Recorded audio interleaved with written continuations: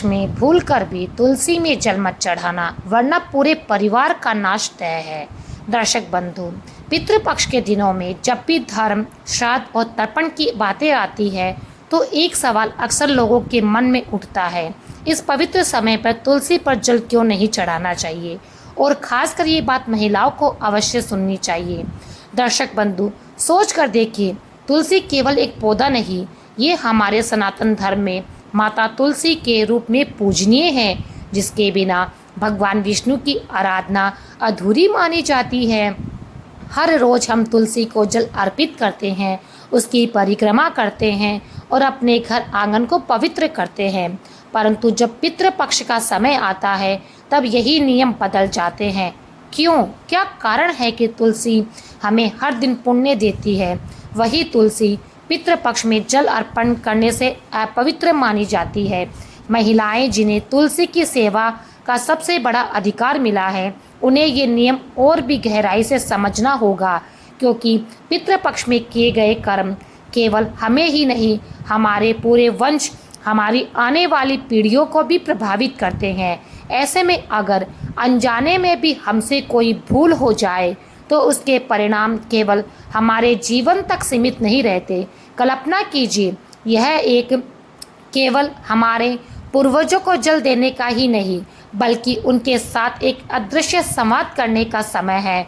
और ऐसे पावन अवसर पर यदि तुलसी के साथ कोई ऐसा कर्म हो जाए जो शास्त्र विरोधी है, तो वह संवाद बाधित हो जाता है। यही कारण है कि ऋषि मुनियों ने स्पष्ट किया कि पितृपक्ष में तुलसी पर जल नहीं चढ़ाना चाहिए। अब ये प्रश्न और भी गहराता है, आखिर तुलसी माता को जल अर्पित करना क्यों वर्जित है? क्या इसके पीछे कोई श्राप जुड़ा हुआ है या फिर कोई गहरी आध्यात्मिक व्याख्या? क्या तुलसी माता इस काल में किसी विशेष अवस्था में रहती है? और जब शास्त्र कहते हैं कि तुलसी का हर पत्ता भगवान को प्रिय है, तब पितृपक्ष में ये नियम क्यों बदल जाते हैं? दर्शक बंधु, इन प्रश्नों के उत्तर केवल परंपरा या अंधविश्वास में नहीं, बल्कि धर्मशास्त्रों की गहराई में छिपे हैं और उन्हें समझना हम सबका कर्तव्य है, खासकर महिलाओं का, क्योंकि उनके द्वारा किया गया हर छोटा सा कर्म पूरे परिवार पर असर डालता है।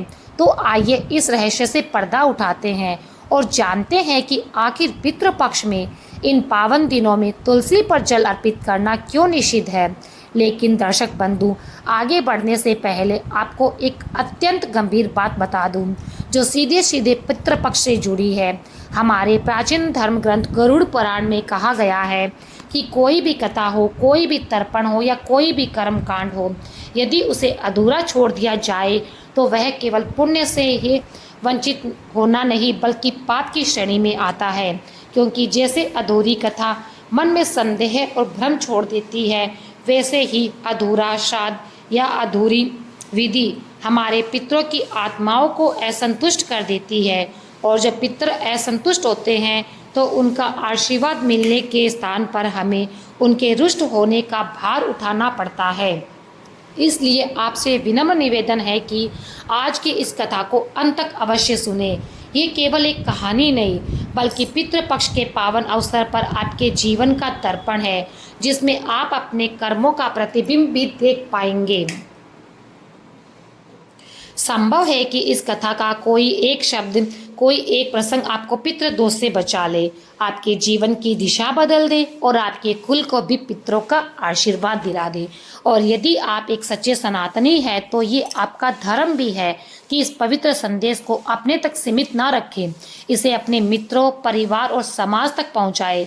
इसलिए इस वीडियो को लाइक करें, साझा करें और हमारे चैनल को सब्सक्राइब करना ना भूलें। और हाँ, अपने पितरों और प्रभु श्री राम के प्रति श्रद्धा प्रकट करने के लिए कमेंट में जय श्री राम और जय पितृदेव अवश्य लिखें। तो चलिए श्रद्धा और विश्वास के साथ इस पितृपक्ष की पावन कथा की शुरुआत करते हैं। रामपुर गांव के बाहरी छोर पर एक करुण नाम का एक सच्चा और मेहनती किसान अपनी धर्म पत्नी चंदा के साथ रहता था। गरीबी उनके जीवन की परीक्षा ले रही थी, परंतु करुण का आत्मसम्मान और ईमानदारी इतनी गहरी थी कि उसने कभी किसी के सामने हाथ नहीं फैलाया। प्रभु का नाम लेकर वह रोज खेतों में परिश्रम करता और उसी परिश्रम से दोनों पति पत्नी का गुजारा चलता। उसी गांव में प्रेमानंद नाम का एक व्यापारी था। उसके पास धन संपत्ति की कोई कमी नहीं थी। उसकी दौलत की चर्चा दूर दूर तक थी, परंतु वह धन पर घमंड करता था और गांव वालों से अधिक मेलजोल नहीं रखता था। एक दिन जब वह व्यापार के लिए दूसरे नगर जाने की तैयारी कर रहा था, तो अपने सामान के साथ उसने सोने के सिक्कों की थैली भी रख ली। वह थैली उसके लिए अत्यंत कीमती थी, परंतु जब रास्ते में उसे पता चला कि थैली खो गई तो उसका चेहरा पीला पड़ गया। सिक्कों में उसका अहंकार और अभिमान छिपा हुआ था।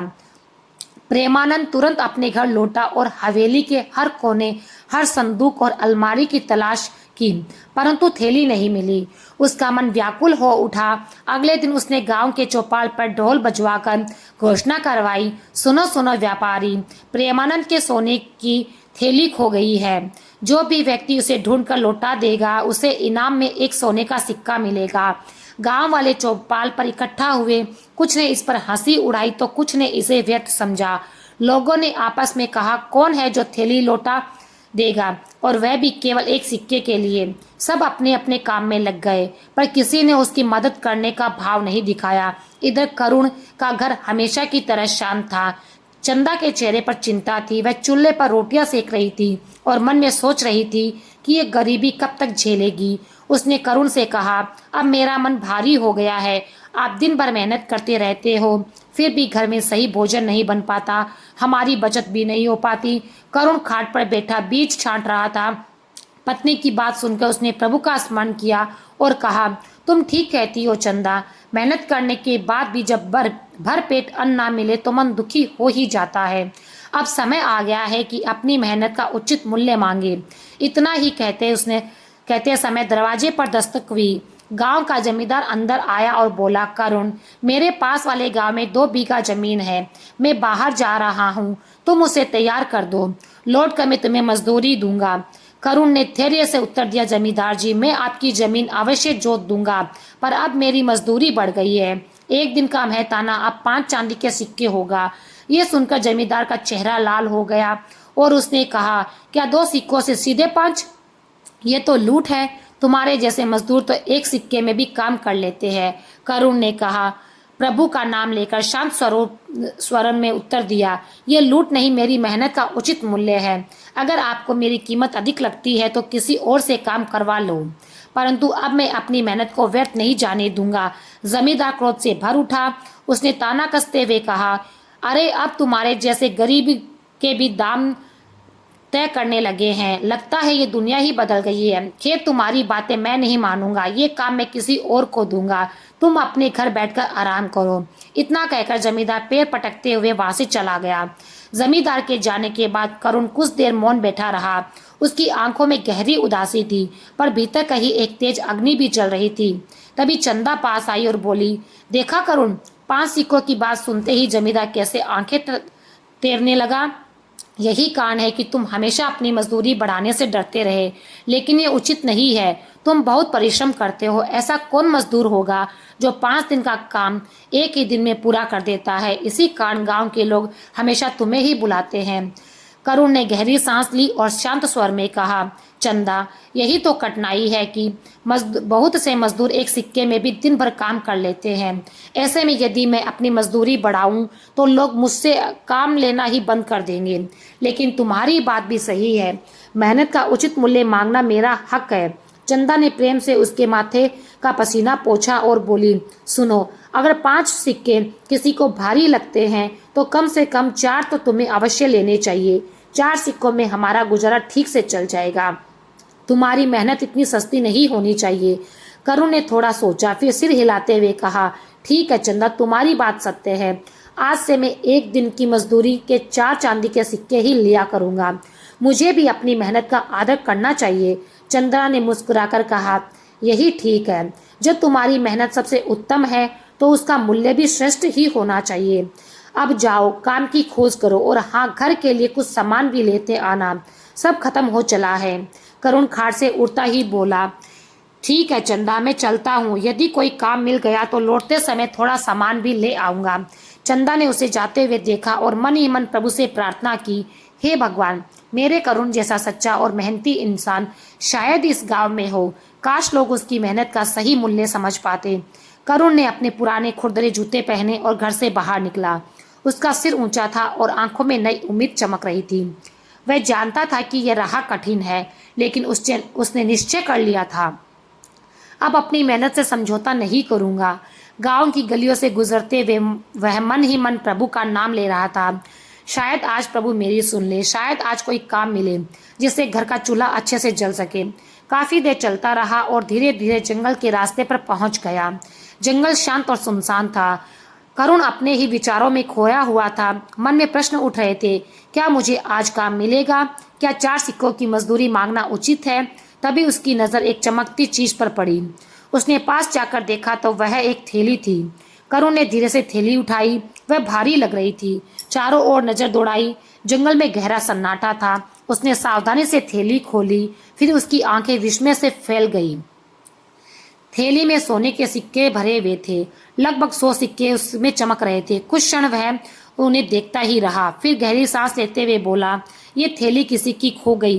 बेचारा कितना व्याकुल हो रहा होगा। ये किसी के लिए बहुत कीमती है। उसने थैली बांध दी और मन ही मन संकल्प किया, हे प्रभु, ये थैली मैं उसके असली मालिक को लौटा दूंगा। मेहनत की कमाई ही असली कमाई है। ये सिक्के मेरे हाथ में हैं, पर मेरे नहीं। थैली लेकर करुण घर लौटा आया। चंदा ने उसे जल्दी लौटते देख आश्चर्य से पूछा, अरे करुण, इतनी जल्दी कैसे आ गए? कोई काम नहीं मिला क्या? करुण ने थैली दिखाते हुए कहा, काम की तलाश में गया था, पर रास्ते में ये थैली मिली। जो खोली तो उसमें सोने के सिक्के निकले। चंदा की आंखें सिक्कों को देखकर चमक उठी। उसने कहा, क्या सच कहते हो करुण? ये तो हमारी किस्मत का दरवाजा खुल गया। कहते हैं जब ऊपर वाला देता है तो छप्पड़ फाड़ कर देता है। अब तुम्हें मजदूरी करने की आवश्यकता नहीं।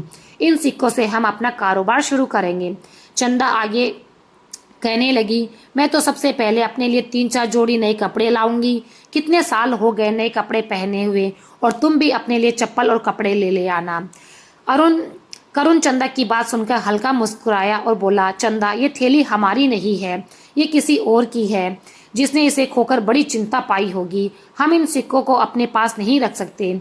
चंदा हैरानी से बोली, लेकिन करुण, अगर ये हमारी किस्मत से हमारे हाथ आई है तो इसे रखना गलत कैसे होगा? करुण ने गंभीर स्वर में कहा, किस्मत तब खुलती है जब हम सही रास्ते पर चलते हैं। किसी और की चीज को अपना बना लेना हमारी मेहनत और ईमानदारी पर कलंक होगा। हम गरीब हैं, पर हमारी आत्मा साफ है। यही हमारी सबसे बड़ी पूंजी है। यही प्रभु का दिया हुआ आशीर्वाद है। करुण और चंदा के छोटे से घर में गहरी खामोशी छा गई। चंदा, जो अभी थोड़ी देर पहले सिक्कों को देखकर सपने बुन रही थी, वह गहरी सोच में पड़ गई। उसने करुण की ओर देखा और कहा, घर आए लक्ष्मी को ऐसे लौटा दिया जाता है क्या? ये तो ईश्वर का आशीर्वाद है। उन्होंने हमारी गरीबी देखी, तभी ये सिक्के भेजे हैं। अगर तुम इन्हें लौटा दोगे तो ईश्वर भी नाक हो जाएंगे। अरुण ने लंबी सांस लेते हुए कहा, चंदा, मैं तुम्हारी बात समझता हूँ, लेकिन सोचो, ये सिक्के किसी की मेहनत की कमाई है। उसने इन्हें कितनी कठिनाई से जुटाया होगा। ये हमारी संपत्ति नहीं है। जिसके भी ये सिक्के हैं वही समय बहुत दुखी होगा। मैं ये दिन अपने पास रखकर उससे और दुखी नहीं कर सकता। चंदा झंझुलाकर बोली, तुम हमेशा ऐसी बातें क्यों करते हो? क्या तुम्हें अपनी हालत नहीं दिखती? सालों से हम दूसरों के खेतों में मजदूरी कर रहे हैं। इतनी मेहनत के बाद भी हमें 2 वक्त का खाना ठीक से नसीब नहीं होता। अब जब ईश्वर ने हमारी सुन ली तो तुम लौटा देने की बात कर रहे हो? करुण ने उसकी आंखों में देखते हुए शांत स्वर में कहा, चंदा, हम गरीब हैं, पर हमारे पास ईमानदारी है। यही हमारी सच्ची दौलत है। हमारी हालत खराब है, ये मैं जानता हूँ, लेकिन किसी और का धन रखकर उसे और कष्ट देना प्रभु की राह नहीं है। चंदा ने सिक्कों को फिर देखा, फिर गहरी सांस लेते हुए बोली, ठीक है करुण, पर मेरी एक आखिरी बात सुन लो। अगर 3 दिनों के भीतर ये पता चल जाए कि ये सिक्के किसके हैं तो तुम इन्हें लौटा देना। लेकिन अगर 3 दिनों तक कोई नहीं आया तो मान लेना कि ये ईश्वर ने हमें दिया है, तब ये सिक्के हमारे होंगे। करुण ने कुछ देर सोचा, फिर कहा, ठीक है चंदा, अगर 3 दिन में कोई नहीं आता तो मैं मान लूँगा ये सिक्के हमारी किस्मत का हिस्सा है, लेकिन मैं पूरी कोशिश करूँगा कि इनके असली मालिक का पता लग जाए। चंदा ने थोड़ा संतोष पाकर कहा, देखो करुण, कभी कभी ईश्वर खुद हमारी मदद के लिए रास्ते बनाते हैं। शायद ये भी उनका ही तरीका हो। करुण ने थैली अलमारी में रखते हुए कहा, जो भी हो चंदा, 3 दिन इंतजार करते हैं, पर याद रखना ये धन तभी हमारा होगा जब हमें पूरा विश्वास हो जाए कि इसका कोई मालिक नहीं है। उधर व्यापारी लालचंद की चिंता बढ़ती जा रही थी। सोने की थैली खोने से के बाद उसने पूरे गांव में घोषणा करवाई थी कि जो भी थैली लौटाएगा उसे एक सोने का इनाम दिया जाएगा। पर 2 दिन गुजर गए, कोई भी सिक्कों की थैली लेकर उनके पास न आया। लालचंद ने नौकर को बुलाकर पूछा, क्या तुमने ठीक से सूचना दी थी? मैंने कहा था कि जो थैली लौटा देगा उसे एक सोने का सिक्का इनाम में दिया जाएगा, फिर अभी तक कोई क्यों नहीं आया? नौकर ने सिर झुकाकर कहा, मालिक, मैंने पूरे गांव में घोषणा कर दी थी, हर गली हर मोड़ पर जाकर ये खबर सबको बताई, लेकिन लगता है कि किसी को थैली मिली ही नहीं। लालचंद ने गहरी सांस लेकर कहा, गांव वाले इतने निठल्ले नहीं है, अगर किसी को थैली मिल गई होती तो वह इनाम के लिए जरूर आता। लगता है इनाम बहुत छोटा है। एक काम करो, इस बार फिर से घोषणा करो कि जो भी मेरी थैली लौटाएगा उसे 2 सोने के सिक्के इनाम में मिलेंगे। अब शायद लालच के कारण ही कोई थैली लेकर आए। नौकर ने सिर हिलाया और फिर से गांव की गलियों में निकल पड़ा। इस बार वह और ऊंची आवाज में पुकारा, सुनो सुनो रामपुर गांव के लोगों, प्रेमानंद व्यापारी के बात ध्यान से सुनो। उसकी सोने के सिक्कों की थैली कहीं खो गई है। जो भी वह थैली खोजकर उसे लौटाएगा उसे एक नहीं बल्कि 2 सोने के सिक्के इनाम में मिलेंगे। 2 सोने के सिक्के की बात सुनकर यह खबर पूरे गांव में फैल गई। हर गली हर चौपाटे पर लोग उसकी चर्चा करने लगे। कुछ लोग हंसते हुए बोले, ये व्यापारी हमें पागल समझता है, हमें क्या पड़ी उसकी थैली ढूंढने की। कुछ ने सोचा 2 सोने के सिक्के भी कम है, कौन अपना समय बर्बाद करे। लेकिन इस बार ये खबर करुण के कानों तक पहुंच गई। जब उसने सुना कि ये थैली लाल प्रेमानंद की है और जिसने भी लौटाई उसको 2 सिक्के मिलेंगे तो वह ठिठक गया। उसने थैली की ओर देखा और मन ही मन बोला, तो ये सिक्के प्रेमानंद के हैं, अब मुझे ये थैली उसे लौटा देनी चाहिए। करुण घर आकर लौटा और चंदा से बोला, चंदा, पता चला है कि ये थैली प्रेमानंद व्यापारी की है। उसने घोषणा करवाई है कि जो इसे लौटाएगा उसे 2 सोने के सिक्के मिलेंगे। चंदा, जो अब तक इस थैली को ईश्वर का आशीर्वाद मान रही थी, ये सुनते ही क्रोध में भर गई।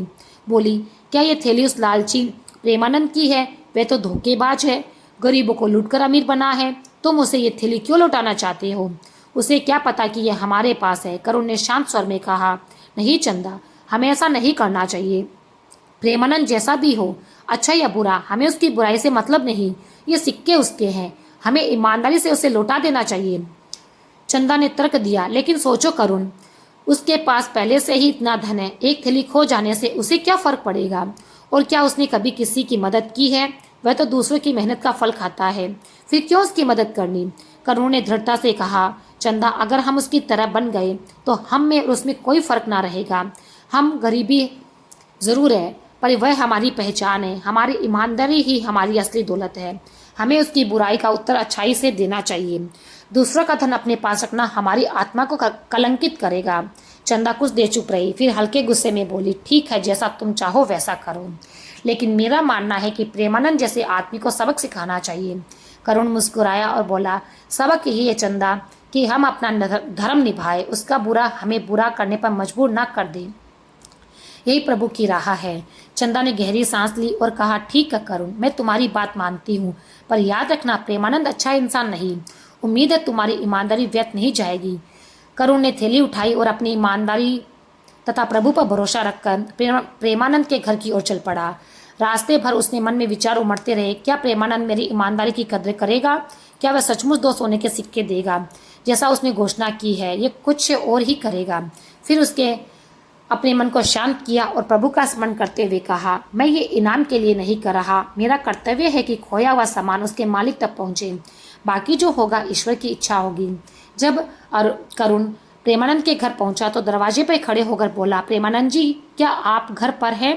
प्रेमानंद जी, जो अपनी थैली खोने के बाद बहुत परेशान थे, तुरंत बाहर आ गई। उसकी नज़र करुण के हाथ में थैली पर पड़ी तो वह खुशी से चिल्ला उठा, अरे ये तो मेरे सोने के सिक्कों की थैली है। करुण ने विनम्रता से थैली उसकी ओर बढ़ाते हुए कहा, जी मेरा नाम करुण है, ये थैली मुझे जंगल के रास्ते में मिली, सुना है कि यह आपकी है, इसलिए लौटाने आया हूँ। प्रेमानंद ने थैली पकड़ी और उसकी आंखें चमक उठी। उसने थैली खोली और गिनती की, सारे सिक्के अपनी जगह पर थे। भावुक होकर बोला, करुण, आज के ज़माने में ऐसे ईमानदार लोग मिलना बहुत कठिन है। मैं तो सोच चुका हूँ कि मेरा धन अब लौटेगा ही नहीं। तुम्हारी ईमानदारी ने मेरी आशा फिर से जगा दी। मैं तुम्हारा आभारी हूँ, लेकिन खुशी ज़्यादा देर टिक ना पाई। इनाम का वादा याद आते ही उसका दिल धड़क उठा। 2 सोने के सिक्के देना तो मेरे लिए नुकसान जैसा होगा, उसने मन ही मन सोचा। थोड़ी देर सोचने के बाद वह धीरे से थैली में हाथ डालकर 2 सिक्के निकालकर अपनी जेब में रख लिए। फिर नकली मुस्कान के साथ बोला, करुण, जैसा कि मैंने गांव में घोषणा की थी, थैली लौटाने वाले को इनाम में 2 सोने के सिक्के दिए जाएंगे। फिर प्रेमानंद ने बनावटी मुस्कान के साथ करुण की ओर देखा और थैली हाथ में लेकर सिक्कों की गिनती शुरू की। उसकी उंगलियां एक एक सिक्के को गिनती जा रही थी। जब आखिरी गिनती पर पहुंचा तो उसका चेहरा बदल गया। उसने कठोर स्वर में कहा, करुण, इस थैली में पूरे 100 सिक्के थे, लेकिन इसमें तो अब केवल 98 ही है। यानी तुमने 2 सिक्के पहले ही निकाल लिए हैं। ये सुनकर करुण हक्का बक्का रह गया। उसने विनम्रता से कहा, सेठ जी, ये आप क्या कर रहे हैं? मैंने ये थैली वैसे ही लौटाई है जैसे जंगल में मिली थी। मैंने इसमें से एक भी सिक्का नहीं लिया। प्रभु की कसम, मैं सच कह रहा हूँ। प्रेमानंद ने तिरस्कार से कहा, अच्छा, तो तुम कहना चाहते हो मैं झूठ बोल रहा हूँ? क्या मैं अपनी ही थैली नहीं गिन सकता? साफ है कि तुमने इनाम के 2 सिक्के पहले ही निकाल लिए। अगर इनाम चाहिए था तो मुझसे मांग लेते। इतनी जल्दी चोरी करने की क्या जरूरत थी? करुण के चेहरे पर अपमान और पीड़ा उभर आई। उसने शांत लेकिन दृढ़ स्वर में कहा, सेठ जी, मैं केवल ईमानदारी से ये थैली लौटाने आया हूँ। मैंने इसमें से कुछ नहीं निकाला। आप चाहे तो मुझ में किसी भी देवी देवता की शपथ दिलवा सकते हैं, लेकिन कृपया मुझ पर चोरी का कलंक मत लगाइए। प्रेमानंद के व्यंग भरे स्वर में कहा, तो तुम कहना चाहते हो कि मैं झूठा हूँ? ठीक है, इसका फैसला अब हमारे महाराज ही करेंगे। वही तय करेंगे सच कौन है और झूठ कौन। ये सुनकर करुण का हृदय भारी हो गया। उसने मन में सोचा, चंदा ठीक कहती थी। प्रेमानंद बड़ा धूर्त और लालची है। ये तो मेरी सच्चाई पर ही सवाल खड़ा कर रहा है। उसके मन में गहरी पीड़ा उठी। इनाम की उसे परवाह नहीं थी, पर उसकी ईमानदारी पर गहरी चोट लगी थी। प्रेमानंद ने आदेश दिया, चलो अभी मेरे साथ महाराज के दरबार में, वहाँ सारा मामला साफ हो जाएगा। करुण ने सिर झुका दिया और चुपचाप उसके पीछे चल पड़ा। उसके कदम भारी थे। दिल में गुस्से और दुख का तूफान उमड़ रहा था। वह सोच रहा था, क्या यही मेरी मेहनत और ईमानदारी का फल है? मैंने तो सोचा था सच्चाई हमेशा जीतती है, लेकिन यहाँ तो उल्टा हो रहा है। कुछ ही देर बाद दोनों राजा के दरबार में पहुंचे। राज दरबार सजा हुआ था। चारों ओर गांव वाले अपने अपने मामले लेकर बैठे थे। सिंहासन पर न्यायप्रिय राजा विराजमान थे। उनका चेहरा गंभीर था और आंखें सत्य को पहचानने के लिए तैयार। जब प्रेमानंद और करुण की बारी आई तो प्रेमानंद ने हाथ जोड़कर प्रणाम किया और कहा, महाराज, आपके सामने बड़ी समस्या लेकर आया हूँ। मेरे 100 सोने के सिक्के की थैली कहीं गिर गई थी। मैंने पूरे गांव में घोषणा करवाई थी कि जो मेरी थैली लौटाएगा उसे मैं 2 सोने के सिक्के इनाम में दूंगा। कुछ दिन बाद करुण ये थैली लेकर मेरे पास आया। पहले तो मुझे खुशी हुई कि थैली मिल गई, लेकिन जब गिनती की तो उसमें 2 सिक्के कम निकले। इसका मतलब साफ है कि इसने इनाम के सिक्के पहले ही निकाल लिए हैं। ये सुनकर राजा ने गंभीर स्वर में पूछा, करुण, क्या ये सच है? क्या तुमने सिक्के निकाले? करुण ने राजा के सामने हाथ जोड़ दिए और शांत स्वभाव से बोला, महाराज, मैं गरीब हूँ, पर मेरी ईमानदारी ही मेरी बड़ी संपत्ति है। जब ये थैली मुझे जंगल में मिली तो मैंने इसे छुआ तक नहीं। मुझे नहीं पता था इसमें कितने सिक्के हैं। मेरा उद्देश्य केवल इतना था कि थैली अपने मालिक तक लौट जाए। अगर मैं लालची होता तो ये थैली लौटाने आता ही नहीं। मेरी ईमानदारी पे शक करना मेरी आत्मा पर चोट करने जैसा है। मैं प्रभु को साक्षी मानकर कहता हूँ, मैंने एक भी सिक्का नहीं लिया। राजा ने दोनों की बातें ध्यान से सुनी। उन्होंने देखा कि करुण के शब्दों में सच्चाई और विनम्रता झलक रही थी, जबकि प्रेमानंद के चेहरे पर असमंजस और लालसा साफ दिख रही थी। राजा ने कुछ देर चिंतन किया और फिर गंभीर स्वर में पूछा, प्रेमानंद, क्या तुम्हें पूरा विश्वास है कि तुम्हारी थैली में 100 ही सिक्के थे? प्रेमानंद ने तुरंत सिर हिलाते हुए कहा, हाँ महाराज, मैंने खुद अपने हाथों से 100 सिक्के गिन कर रखे थे, इसमें कोई शक नहीं। राजा ने हल्की मुस्कान के साथ कहा, तो इसका अर्थ है कि तुमने अपनी ही थैली लौटाने वाले करुण पर चोरी का आरोप लगाया है। राजा अत्यंत बुद्धिमान और न्यायप्रिय थे।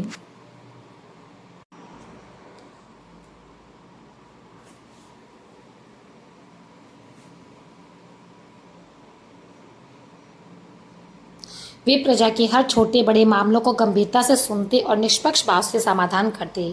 प्रेमानंद जब दरबार में अपनी बात रख रहा था तब राजा ध्यान से सुन रहे थे। प्रेमानंद ने अपनी ओर से बड़ी प्रभावी कहानी बनाई थी, लेकिन उसकी आंखों और शब्दों में राजा को सच्चाई से अधिक छल दिखाई दे रहा था। राजा ने तुरंत ही समझ लिया कि प्रेमानंद झूठ बोल रहा है, परंतु बिना प्रमाण किसी पर आरोप लगाना उचित नहीं था। कुछ क्षण के लिए दरबार में मौन छा गया। राजा ने आंखें बंद कर गहरी सांस ली और शांत स्वर में बोले, मेरे प्रिय नागरिकों, ये मामला अत्यंत गंभीर है। यहाँ हम कोई निर्णय भी जल्दबाजी में नहीं ले सकते। न्याय की देवी की आंखों पर पट्टी इसलिए होती है कि वह बिना किसी पक्षपात के न्याय कर सके। प्रजा का हर व्यक्ति हमारे लिए सम्मान है। राजा ने प्रेमानंद और करुण दोनों की ओर देखा। दोनों के चेहरे पर चिंता साफ चल रही थी। फिर राजा बोले, फिलहाल इस मामले में कोई ठोस प्रमाण हमारे पास नहीं, इसलिए मैंने निर्णय लिया है कि इसकी पूरी जांच होगी। 3 दिन के भीतर सच्चाई सामने लानी होगी। जब तक तुम दोनों अपने घर लौटो और इस विषय में कोई हस्तक्षेप ना करे, यही मेरा आदेश है। दरबार में उचित लोग राजा के इस निर्णय की प्रशंसा करने लगे। न्यायप्रिय राजा का ये व्यवहार उनकी प्रतिष्ठा को और भी ऊंचा कर गया। अब सबकी आंखें 3 दिन बाद होने वाले निर्णय पर टिकी थी। दोनों अपने घर लौट आए। प्रेमानंद के चेहरे पर चालाक मुस्कान थी, मानो उसने बड़ी चतुराई से अपना काम कर लिया हो। वही करुण का मन भारी था, आंखों में उदासी, चेहरे पर थकान और सिर झुका हुआ। हर कदम के साथ उसका दर्द और गहरा हो रहा था। जब वह अपने छोटे मिट्टी के घर के आंगन में पहुंचा तो उसकी पत्नी चंदा दरवाजे पर खड़ी प्रतीक्षा कर रही थी। चंदा ने उसकी उदासी को देख लिया और धीरे से पूछा, क्या हुआ जी, आप इतने दुखी क्यों लग रहे हो? करुण ने गहरी सांस ली और भीतर आकर खाट पर बैठ गया। कुछ देर मौन रहा, फिर भारी मन से बोला, चंदा, तुम बिल्कुल सही थी। वह प्रेमानंद सचमुच धूर्त और लालची है। आज उसने मेरी ईमानदारी का ऐसा बदला दिया जिसकी मैंने कल्पना भी नहीं की थी। चंदा ने घबरा कर पूछा, क्या किया उसने? करुण की आवाज़ कांप उठी। उसने मुझे इनाम देने की जगह मुझ पर इल्ज़ाम लगाया कि उसकी थैली से 2 सोने के सिक्के चुरा लिए। फिर वह मुझे राजा के पास ले गया। मुझे इतना अपमानित महसूस हुआ। चंदा, क्या हमारी ईमानदारी का यही नतीजा है? क्या हमें सच्चाई की कीमत ऐसे चुकानी पड़ेगी? चंदा की आंखों में गुस्सा और दर्द दोनों छलक उठे। उसने कहा, मैंने पहले ही कहा था कि उस लालची आदमी की थैली मत लौटाओ, पर तुम अपनी ईमानदारी और उसूलों पर अड़े रहे। अब देख लिया ना नतीजा। इस दुनिया में सच्चे लोगों की कोई जगह नहीं है। यहाँ तो चालाक और मक्कार ही जीतते हैं। करुण ने सिर झुका लिया। वह जानता था कि चंदा की बातों में सच्चाई है, फिर भी उसने अपने भीतर महसूस किया कि ईमानदारी छोड़ना संभव नहीं। यही उसकी आत्मा की ताकत थी। आंगन में गहरी खामोशी छा गई। चंदा के शब्दों में नाराजगी थी, लेकिन भीतर पति के लिए चिंता और सहानुभूति भी थी। दोनों के मन में एक ही सवाल था, क्या सच में सच्चाई इस संसार में कमज़ोर है? इधर प्रेमानंद ने चालाकी से पूरे गांव में अफवाह फैला दी कि करुण ने मेरी थैली से 2 सिक्के निकाल लिए। वह गली गली जाकर ये झूठा किस्सा सुनाने लगा, लेकिन गांव वाले करुण को दिल से जानते थे। उसकी ईमानदारी के किस्से हर घर में सुने जाते थे। इसलिए प्रेमानंद की झूठी बातों का असर किसी पर नहीं हुआ, उल्टा लोग उसके झूठ से खफा हो गए। गांव के लोग जानते थे कि प्रेमानंद में भी पहले भी बहुत उसे को ठग चुका है। उसकी पहचान एक स्वार्थी और लालची व्यक्ति की थी। तभी एक दिन गांव के 2 लोग, रघु और नरेश, करुण के घर आए। करुण उन्हें देखकर खाट से उठ बैठा। उसकी आंखों में थकान और दिल में दर्द साफ था। नरेश ने कहा, करुण भाई, तुम्हारे साथ जो हुआ सुनकर बहुत दुख हुआ। तुम जैसे ईमानदार इंसान के साथ ऐसा अन्याय होगा, पर भाई एक गलती तुमसे ज़रूर हुई। तुम्हें प्रेमानंद के सिक्के लौटाने ही नहीं चाहिए थे। रघु ने भी कहा, यह सच है करुण, हम सब जानते हैं कि तुमने ईमानदारी निभाई, लेकिन प्रेमानंद जैसे लोग ईमानदार की कदर नहीं करते। मैंने भी उसके यहाँ 10 दिन काम किया था। जब पैसे लेने गया तो उसने कहा, तुमने ऐसा क्या किया है कि जिसके लिए मैं तुम्हें पैसे दूं, और उसने मुझे एक भी पैसा नहीं दिया। उस दिन आज भी याद है, खून खोल उठता है, लेकिन गरीब आदमी की कौन सुनता है। करुण अपने मित्रों की बातें ध्यान से सुन रहा था। उसने धीमी आवाज़ में कहा, भाइयों, मैं क्या करूं? मैंने तो वही किया जो मुझे सही लगा। मैंने कोई सिक्के नहीं निकाले, लेकिन ये कैसे सिद्ध करूं? महाराज को कैसे बताऊं कि मैं निर्दोष हूं? हर तरफ मेरी आशा टूटती जा रही है। रघु ने उसे सांत्वना दी। करुण, चिंता मत करो, हमारे महाराज बहुत न्यायप्रिय है। वे कभी किसी के निर्दोष को दंड नहीं देते। सच्चाई अवश्य सामने आएगी। ईश्वर की इच्छा हुई तो प्रेमानंद अपने आप का फल अवश्य पाएगा। तीनों की बातें करते करते शाम ढल गई। आकाश में हल्के बादल थे और ठंडी हवा बह रही थी, लेकिन करुण के हृदय में भय और बेचैनी के बादल छाए हुए थे। उसने 3 दिन तक केवल एक ही प्रार्थना की, हे प्रभु, सच सामने आए और मेरा दामन फिर से निर्मल हो जाए। 3 दिन इस प्रकार से व्यतीत हुए। करुण की रातें बेचैनी में कटी और दिन कभी आशा तो कभी निराशा में। अब वह दिन आ गया जब महाराज ने दोनों पक्षों को दरबार में बुलाया। पूरे गांव में यह समाचार फैल गया। लोगों की उत्सुकता भी चरम पर थी। सब सोच रहे थे आज न्याय का क्या निर्णय होगा। प्रेमानंद के मन में भी भय था, पर अपनी चालाकी पर भरोसा रखकर वह दरबार पहुंचा। करुण का हृदय जोर जोर से धड़क रहा था। वह प्रभु का नाम जपते हुए वहां आया। दरबार भव्य रूप से सजा हुआ था। महाराज अपने आसन पर बैठे थे। उसकी आंखों में वही गंभीरता और दृढ़ता थी जिसके लिए प्रसिद्ध थे। दरबार में गहरा मौन छाया हुआ था। राजा ने गंभीर स्वर में कहा, प्रेमानंद और करुण, आज मैं इस विवाद का निपटारा करूंगा। उन्होंने प्रेमानंद की ओर देखा और बोले, प्रेमानंद, तुमने कहा था कि तुम्हारी थैली में 100 सोने के सिक्के थे, लेकिन जब करुण को थैली मिली उसमें केवल 98 सिक्के थे। अब तुम ही बताओ, 100 सिक्कों की थैली 98 की कैसे हो गई। ये सुनते ही प्रेमानंद का चेहरा पीला पड़ गया। उसकी चालाकी और झूठ उजागर हो चुका था। उसने बोलने की कोशिश की, पर शब्द उसके गले में अटक गए। राजा ने कठोर स्वर में कहा, प्रेमानंद, तुम अपने घर लौट जाओ और अपनी 100 सिक्कों वाली थैली का इंतजार करो। यदि वह नहीं मिलती तो उसकी खोज करवाओ, लेकिन 98 सिक्के वाली थैली तुम्हारी नहीं हो सकती। फिर राजा ने करुण की ओर देखा। उसकी आंखों में करुणा और विश्वास छलक रहा था। राजा बोले, करुण, ये थैली तुम्हें मिली और तुमने इसे लौटाने का प्रयास किया। ये तुम्हारी सच्चाई और ईमानदारी का प्रमाण है, इसलिए ये थैली तुम्हारे पास ही रहेगी। यदि 1 महीने के भीतर इसका असली मालिक ना आया तो ये पूरी तरह से तुम्हारी होगी। तुम चाहो तो इससे अपना कारोबार शुरू करो या अपनी आवश्यकता पूरी करो। राजा का निर्णय सुनते ही दरबार में तालियों की और सराहना गूंज उठी। लोग राजा की न्यायप्रियता और करुण की ईमानदारी की प्रशंसा करने लगे। प्रेमानंद का चेहरा गुस्से और लज्जा से लाल हो गया। वह मन ही मन राजा को कोसने लगा, इसने मेरी सारी चालाकी को मिट्टी में मिला दिया। परंतु वह विरोध करने का साहस नहीं कर पाया, क्योंकि उसे भय था कि सच और खुल जाएगा और दंड मिल जाएगा। प्रेमानंद गुस्से में बड़बड़ाते हुए दरबार से निकल गया। करुण ने हाथ जोड़कर राजा को धन्यवाद दिया। उसकी आंखों में आंसू थे, पर वे आंसू राहत और कृतज्ञता के थे। उसके मन ने महसूस किया कि सच्चाई और ईमानदारी का मार्ग कठिन जरूर है, पर अंत में जीत उसी की होती है। कार्यवाही समाप्त होने के बाद राजा ने करुण को पास बुलाया। करुण ने सिर झुकाकर प्रणाम किया। राजा ने उसे बैठने का संकेत दिया और गंभीर स्वर में बोले, करुण, मुझे पहले ही नज़र में समझ में आ गया था कि प्रेमानंद झूठ बोल रहा है। उसकी बातें उसके चेहरे से मेल नहीं खा रही थी, परंतु किसी स्वार्थी को उसके ही जाल में फंसाना आवश्यक था। यही कारण है कि मैंने ये उपाय किया। याद रखना करुण, ईमानदारी से बड़ा कोई धन नहीं होता। एक ईमानदार मनुष्य वास्तव में सबसे धनी होता है, चाहे वह गरीब ही क्यों न दिखाई दे। राजा की बातें सुनकर करुण की आंखों में कृतज्ञता के आंसू आ गए। उसने हाथ जोड़कर कहा, महाराज, मैं आपके चरणों में धन्यवाद अर्पित करता हूँ। आपने आज एक गरीब मजदूर की इज्जत बचाई। आपने केवल मुझे ही न्याय नहीं दिया, बल्कि पूरे समाज को ये शिक्षा भी दी है कि असली महानता और ईमानदारी किसी की दौलत या पद में नहीं, बल्कि उसके कर्मों में होती है। मैं अपने को धन्य मानता हूँ कि मुझे आपके जैसे दयालु और न्यायप्रिय शासक का आश्रय मिला। प्रभु से प्रार्थना करूँगा कि वे आपको सदा सुरक्षित और दीर्घायु रखे। राजा मुस्कुराए और बोले, करुण, तुम्हारी ईमानदारी तुम्हें यह सम्मान दिला रही है। ये मेरी ओर से तुम्हारे लिए एक छोटा सा पुरस्कार है। इसे अपनी मेहनत और अपने सिद्धांतों के साथ आगे बढ़ाने में उपयोग करो।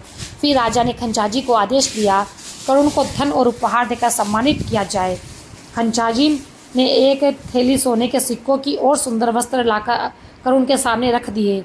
ये देखकर करुण की आंखें चमक उठी, लेकिन उसके लिए ये सोने के सिक्के या वस्त्र नहीं, बल्कि अपनी ईमानदारी की जीत का प्रमाण था। राजा ने करुण को विदा करते हुए कहा, हमेशा याद रखना, एक सच्चे और ईमानदार इंसान की शक्ति उसके उसूलों में होती है। चाहे दुनिया कितनी भी कठिन क्यों ना हो, ईमानदारी का मार्ग कभी मत छोड़ना।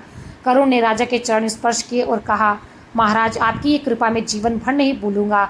आप जैसे न्यायप्रिय शासक का होना हमारे जैसे गरीबों के लिए आशा का दीपक है। राजा ने उसे आशीर्वाद दिया और विदा किया। करुण के चेहरे पर अब एक नई चमक थी, मानो उसकी आत्मा को नई ऊर्जा मिल गई हो। वह खुशी खुशी अपने घर लौटने लगा, जहाँ चंदा उसका इंतजार कर रही थी।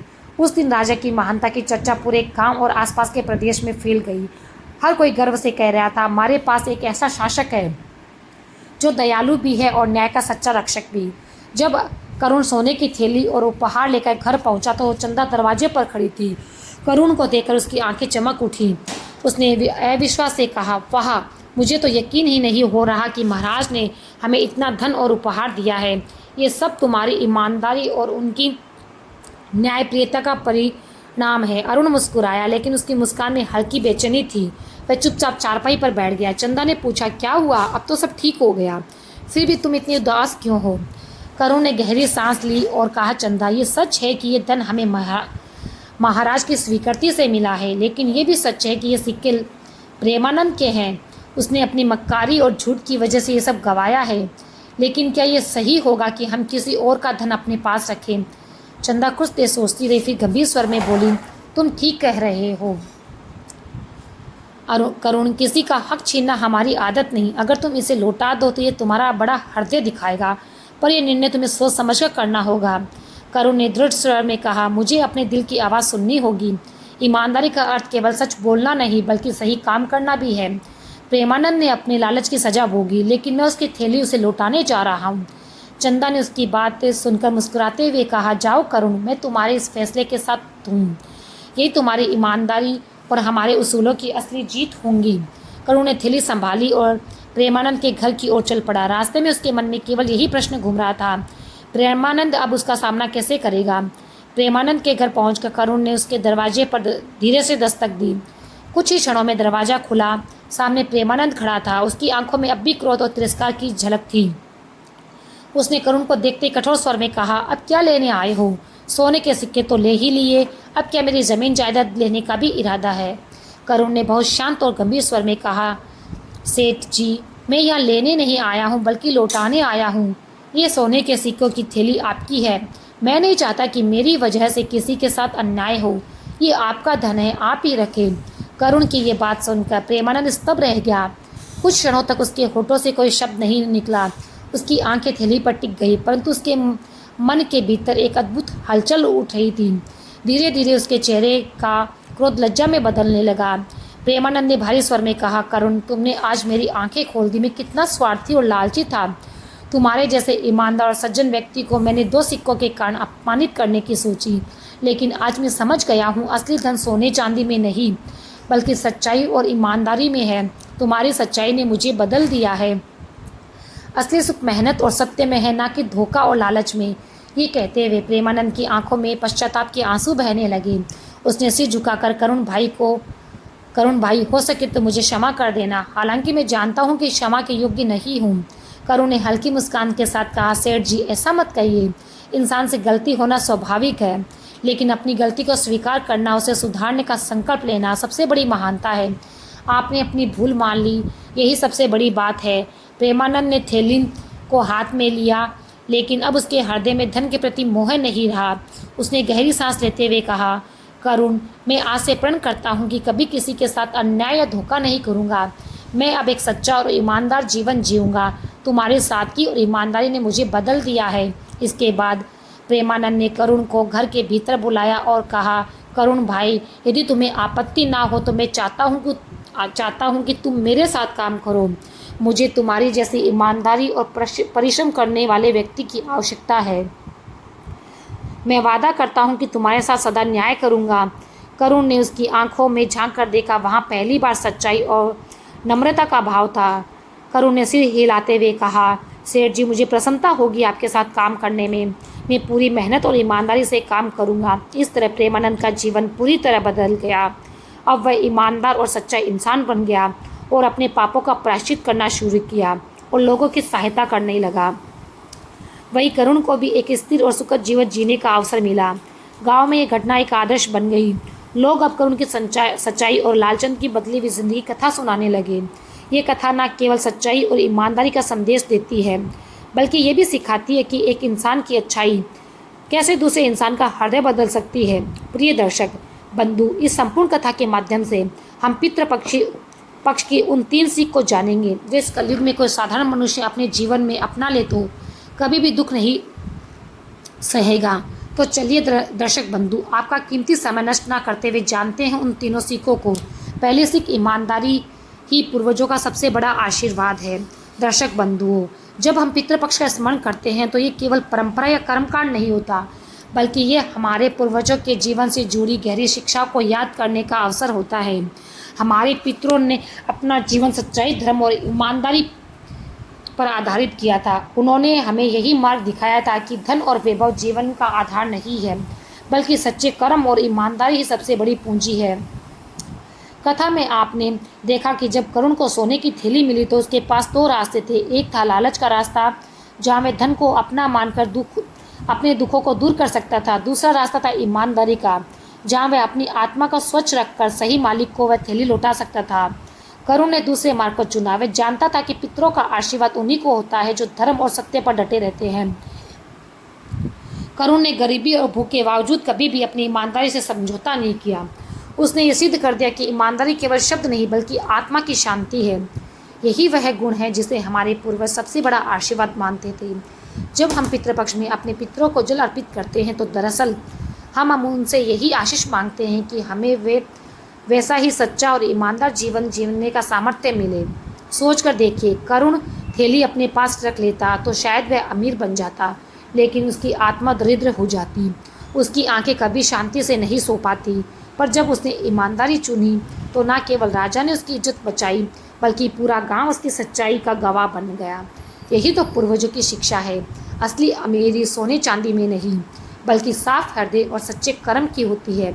पितृपक्ष का महत्व भी इसी में है। जब हम अपने पितरों को श्रद्धा से स्मरण करते हैं तो हमें याद आता है कि ईमानदार जीवन ही सबसे बड़ी पूजा है। चाहे परिस्थितियाँ कितनी भी कठिन क्यों ना हो, अगर हम अपने पितरों की तरह सत्य और ईमानदारी से जीते हैं तो ईश्वर भी हमारी रक्षा करते हैं और पितर भी तृप्त होते हैं।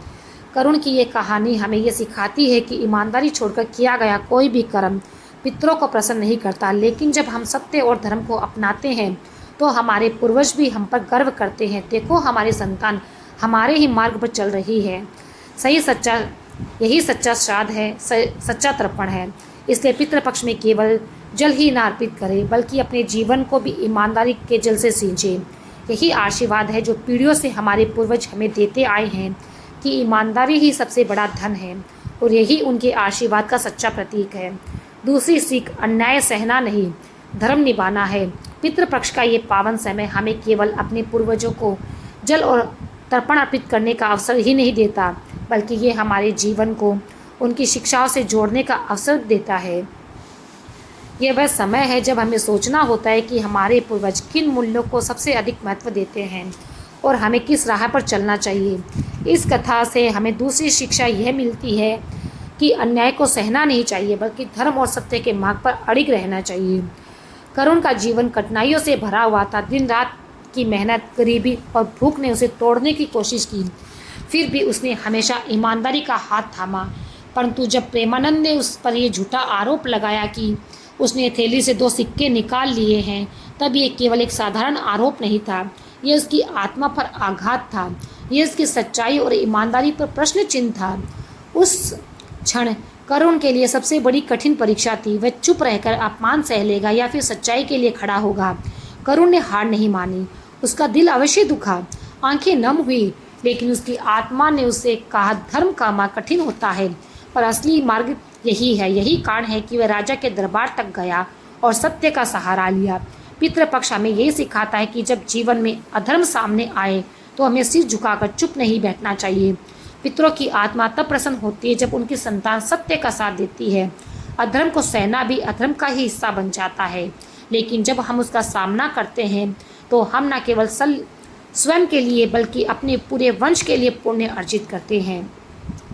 राजा ने जब दोनों की बातें सुनी तो उन्हें करुण के शब्दों में सत्य और उसके चेहरों पर सच्चाई दिखाई दी। प्रेमानंद की आंखों में छल और लालच साफ नजर आया। राजा ने न्याय करते हुए करुण की ईमानदारी को स्वीकारा और प्रेमानंद की चालाकी को बेनकाब किया। यही इस कथा का सबसे बड़ा संदेश है कि अंत में सत्य की ही जीत होती है। सोच कर देखिए, अगर करुण उस समय डर जाता या झूठा आरोप सहकर पीछे हट जाता तो उसकी ईमानदारी पर हमेशा के लिए एक दाग लग जाता, लेकिन उसने साहस दिखाया। यही हमें भी करना होगा। जब भी हमारे जीवन में अन्याय सामने आए, चाहे वह कितना भी बड़ा क्यों ना हो, हमें धर्म के मार्ग से हटना नहीं चाहिए। पितृपक्ष में जब हम अपने पितरों को जल चढ़ाते हैं तो उस जल की हर बूंद हमें ये याद दिलाती है, अन्याय को मत सहो, सत्य के साथ खड़े हो जाओ। हमारे पूर्वजों का जीवन भी इसी शिक्षा से भरा हुआ था। उन्होंने विपरीत परिस्थितियों में भी सत्य को नहीं छोड़ा। उनकी यही परंपरा हमें आज भी प्रेरित करती है। ये सीख हमारे लिए बहुत गहरी है, क्योंकि जब हम धर्म और सत्य का साथ देते हैं तो पितरों का आशीर्वाद हमारे ऊपर रहता है। हमारे घर और परिवार में सुख शांति आती है और जीवन का अंधकार मिट जाता है। अगर हम अधर्म के सामने चुप हो जाएं तो पितरों की आत्मा दुखी होती है, लेकिन अगर हम सत्य के लिए खड़े हों तो वही आत्माएं हमारी रक्षक बन जाती है। इसलिए पितृपक्ष का वास्तविक महत्व ये है कि हम केवल जल और अन्न का तर्पण ना करें, बल्कि अपने जीवन में ये संकल्प लें कि हम अन्याय को कभी स्वीकार नहीं करेंगे।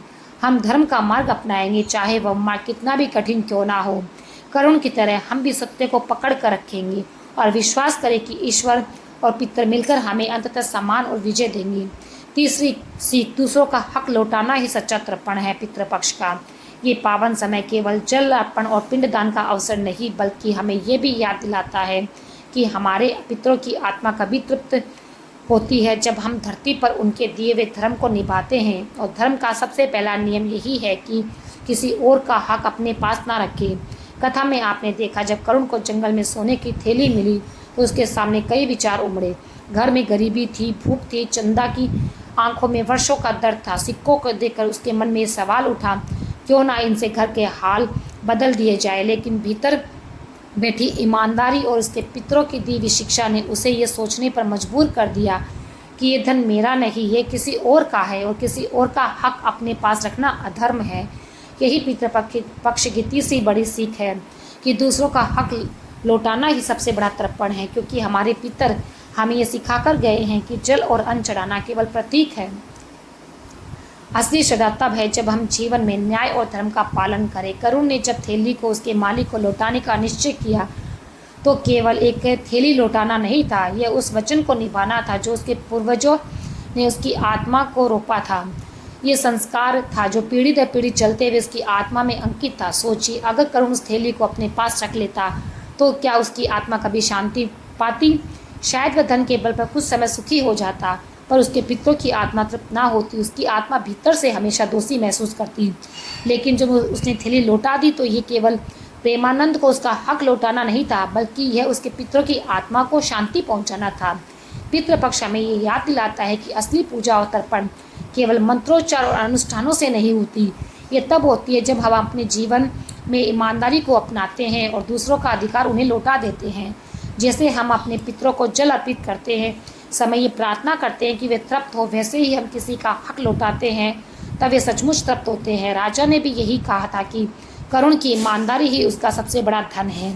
यह धन कभी समाप्त नहीं होता, क्योंकि ये केवल मनुष्य का नहीं बल्कि पितरों का आशीर्वाद है। जब करुण ने थैली लौटाई तो उसके घर में केवल सिक्कों का नहीं बल्कि पितरों की कृपा का प्रकाश आया। हमारे जीवन में भी यही शिक्षा लागू होती है। जब हम पितृपक्ष में अपने पूर्वजों को याद करते हैं तो हमें ये संकल्प भी लेना चाहिए कि हम कभी किसी और का हक अपने पास नहीं रखेंगे। यदि गलती से भी हमारे हाथ में किसी का धन, किसी की वस्तु या किसी का अधिकार आ जाए तो हमें उसे वापस लौटाना चाहिए।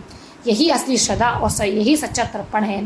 पितर अपने वंशजों को केवल ये नहीं दिखाना चाहते कि वे श्राद्ध कर रहे हैं या नहीं, वे ये देखना चाहते हैं कि उनकी संतानें कैसी है, उनका चरित्र कैसा है, क्या वे दूसरों का हक लौटाती है या फिर उसे दबा लेती है।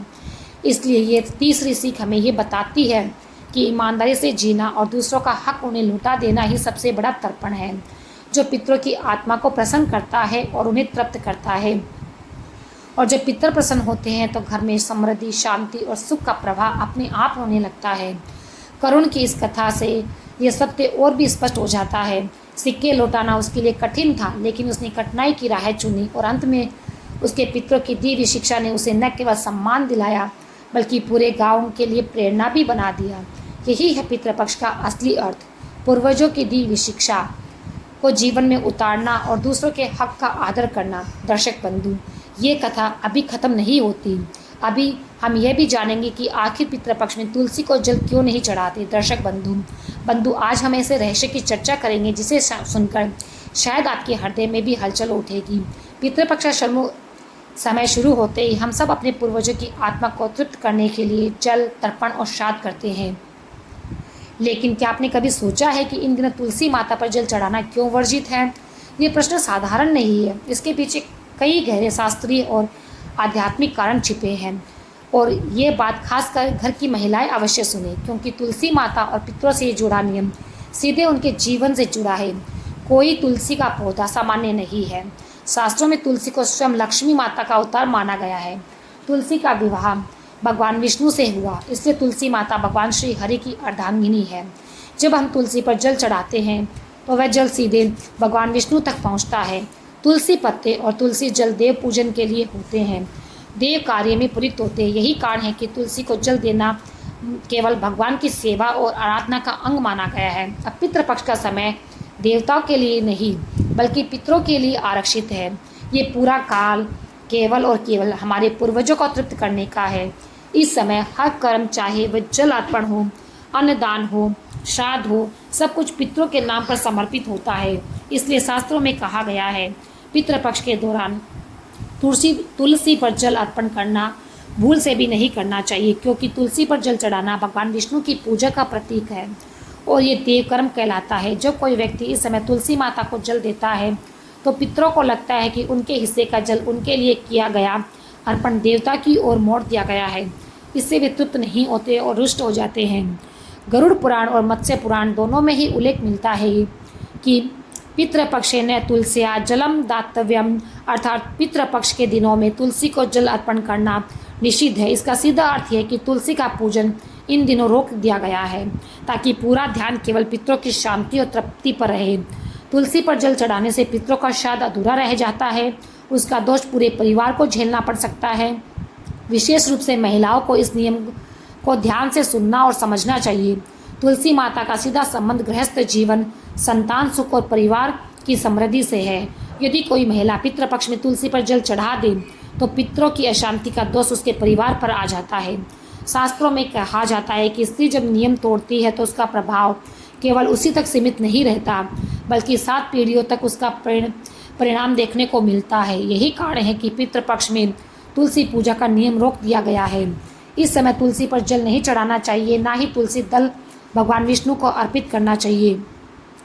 हाँ, तुलसी माता को प्रणाम करना, दीप जलाने या मानसिक रूप से उन्हें नमस्कार करना वर्जित नहीं है, परंतु तुलसी का पत्ता या जल पितृपक्ष में देवताओं के कार्य के लिए प्रयोग नहीं किया जाता। ये समय केवल और केवल पितरों के लिए है। सोच कर देखिए, केवल 16 दिन के इस काल में अगर हम अपने पितरों को पूरी श्रद्धा से जल अर्पित करें, अन्नदान करें और उनका श्राद्ध करें तो वे प्रसन्न होकर हमें आशीर्वाद देते हैं। लेकिन यदि हम भूल से भी तुलसी पर जल चढ़ा दें तो ये मान लिया जाता है कि पितरों को उनका हिस्सा नहीं मिला और यही अशांति हमारे जीवन में रुकावटें, पितृदोष और कठिनाइयाँ ला सकती है।